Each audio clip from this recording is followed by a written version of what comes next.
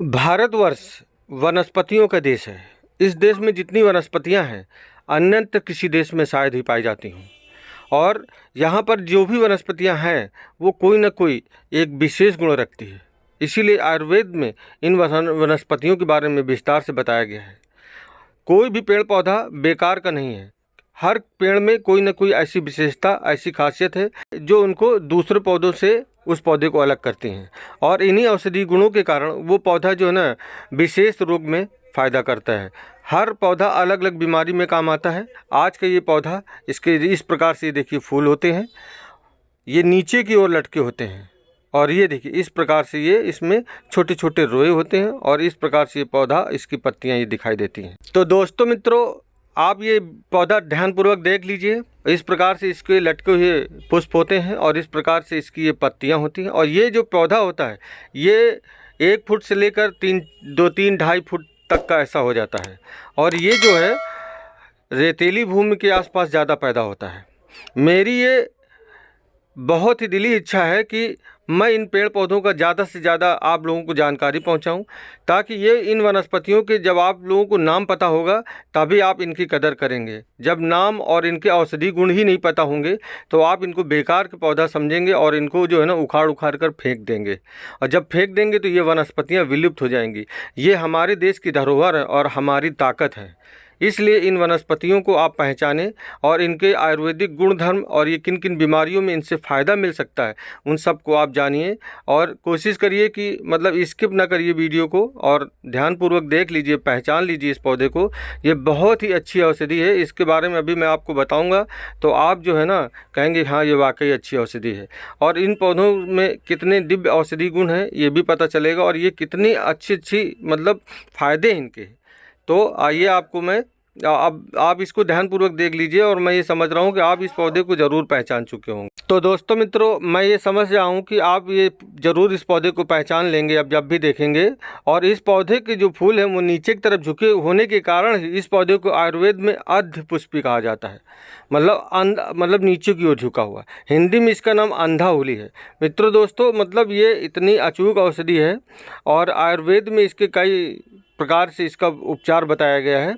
और वो किस प्रकार से हैं वो आप जानिए और इसको किन कौन कौन से नाम हैं इसके वो भी आप जान लीजिए। इस पौधे में छोटे छोटे रोए होते हैं, इसलिए इसको रोमालू कहा जाता है। अंधपुष्पी भी इसको कहते हैं, अर्धपुष्पी कहते हैं, अंधाहुली कहा जाता है इसको। इस प्रकार से इसके कई सारे नाम हैं और इस पौधे को आप ज़रूर देखेंगे तो पहचान लेंगे। आइए इसके आयुर्वेदिक गुणधर्म कौन कौन से हैं वो जान लेते हैं। ये जो औषधि पौधा है ये कफ और वात का शमन करता है।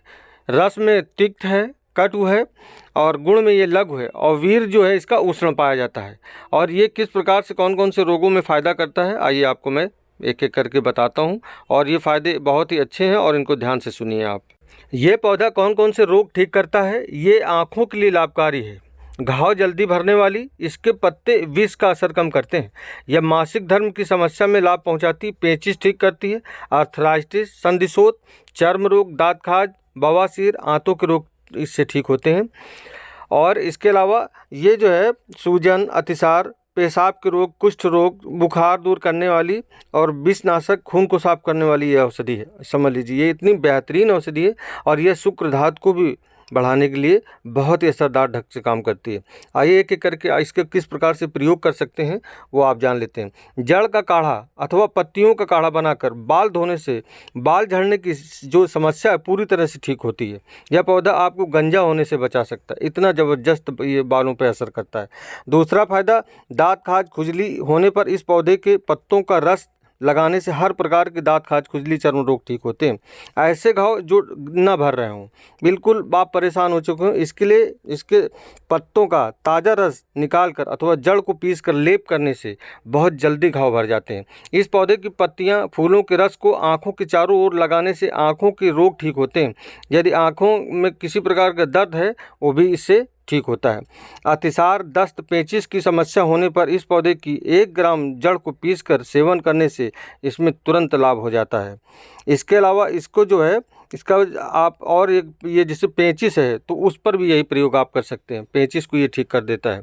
छठा फायदा, इसके प्रमेह रोग से पीड़ित जो महिलाएं होती हैं उसके लिए इसके फूलों का गुलकंद बनाकर सेवन करने से प्रमेह रोग, जो ल्यूकेरिया जैसी समस्या होती है सफ़ेद पानी की, वो ठीक हो जाती है। तो दोस्तों मित्रों, इसका और जो दूसरे फायदे हैं वो है मूत्रकृशि जो रोग होता है, जिसमें पेशाब में जलन होती है और पेशाब करते समय दर्द होने लगता है या पेशाब खुलकर नहीं आता है, ऐसी सभी परेशानियां इस पौधे के सेवन से ठीक होती हैं। पथरी के उपचार में भी इस पौधे का उपचार बहुत ही सफल परिणाम देखने को मिला है। यदि आप भी इस पथरी के रोग से परेशान हैं तो आप इस पौधे का सेवन कर सकते हैं। इससे जो है ना पथरी जो है ना टूट कर निकल जाती है। गर्भाशय के विकारों को ठीक करने के लिए इस पौधे के पांचांग का रस का सुबह शाम सेवन करने से बहुत अच्छा लाभ मिलता है। ये पुरुषों के लिए भी बहुत ही अच्छा फ़ायदा है। महिला है या पुरुष है, उनको अगर अपनी शारीरिक शक्ति बढ़ानी है, अपनी प्रजनन शक्ति बढ़ानी है, इन सब कामों को ये जो है ना बहुत बेहतर ढंग से ये इस पौधे का इस्तेमाल है। वीर्य के विकार हों, वीर्य दोष हों, शुक्राणुओं में कोई समस्या हो या अंडाणुओं की कोई कमी हो, इन सभी में ये बहुत ही बेमिसाल ढंग से काम करता है। और इनको ठीक करने के लिए आप इस पौधे के जो पांचांग का जो चूर्ण होता है 1 से 2 ग्राम चूर्ण लेना है और समान मात्रा में मिश्री मिलाकर गाय के दूध के साथ सुबह शाम सेवन करने से असीमित शक्ति बढ़ती है इससे, और शरीर बलिष्ठ व बलवान शक्तिशाली बन जाता है। और अंधाउली का और जो प्रयोग है, अंधाउली के पंचांग को पीसकर लेप करने से अर्थराइटिस, संधिशोथ, जोड़ों के दर्द में भी आराम मिलता है।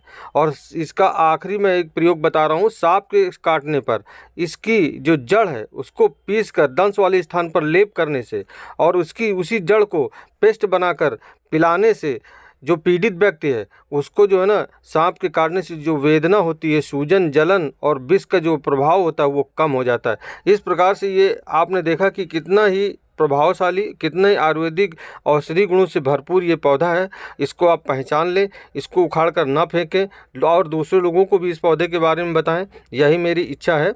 और मेरे इस चैनल को सब्सक्राइब कर लें और अपने दोस्तों मित्रों को भी इस चैनल के बारे में बता दें। और इसी के साथ ये वीडियो समाप्त होता है। धन्यवाद। जय हिंद।